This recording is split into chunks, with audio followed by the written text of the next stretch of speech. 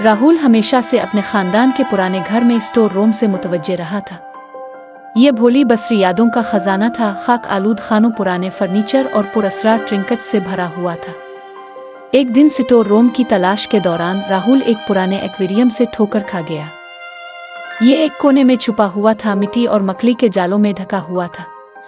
जैसे ही वो एक्वेरियम के करीब पहुंचा, राहुल ने देखा कि ये कितना खूबसूरत है। शीशे की दीवारें अभी तक बरकरार थीं और लकड़ी का फ्रेम मजबूत था। इसने तसव्वुर किया कि ये रंग बिरंगी मछलियों और सरसब्ज पौधों से भरा हुआ अपने प्राइम में कैसा नजर आया होगा। राहुल ने इस वक्त फैसला किया कि वो एक्वेरियम को इसकी साबिका शान में बहाल करेंगे। राहुल एहतियात से एक्वेरियम को घर के पीछे ले गया, जहां इसने सफाई का अमल शुरू किया। इसके बाद राहुल ने एक्वेरियम के फ्रेम पर तवज्जो मरकूज की, जो चपटा और धुंधला था। इसने बारीक पीसने वाले सैंड पेपर का इस्तेमाल करते हुए इसे हमवार किया, पुराने पेंट को हटाया और नीचे के लोहे को जाहिर किया। इसने इस पर एक प्राइमर और फिर पेंट का एक ताज़ा कोट लगाया। एक गहरा भूरे रंग का इंतखाब किया जो एक्वेरियम की नई जिंदगी की तकमील करेगा। इसने साबुन और पानी का महलूल मिलाया और शीशे की दीवारों और फर्श को नरम बुरश से साफ किया। इसने इसे साबुन और पानी से अच्छी तरह धोया, इस बात को यकीनी बनाते हुए कि तमाम गंदगी को हटा दिया जाए। राहुल ने देखा कि एक्वेरियम की असल खूबसूरती आहिस्ता आहिस्ता दोबारा नमूदार हो रही है। फ्रेम के नए लगने के साथ राहुल ने एक्वेरियम को सजाने की तरफ तवज्जो दी। वो एक मुनफरिद और बसरी तौर पर दिलकश डिज़ाइन बनाना चाहता था। राहुल ने एक्वेरियम के किनारों के अर्द गिर्द एक डिज़ाइन टेप बॉर्डर शामिल करने का फैसला किया।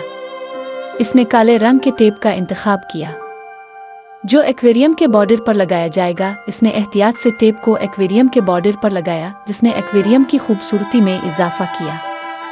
टेप को एक्वेरियम के बॉर्डर पर लगाने के साथ ही राहुल का एक्वेरियम एक शानदार और मुनफरिद फिनपारे में तब्दील हो गया। अब राहुल एक्वेरियम के पिछले हिस्से में एक वॉलपेपर शामिल करना चाहता था। इसने पानी के अंदर का एक खूबसूरत मंजर का इंतखाब किया, जिसमें मरजान, पौधों और मछलियों के शामिल थी।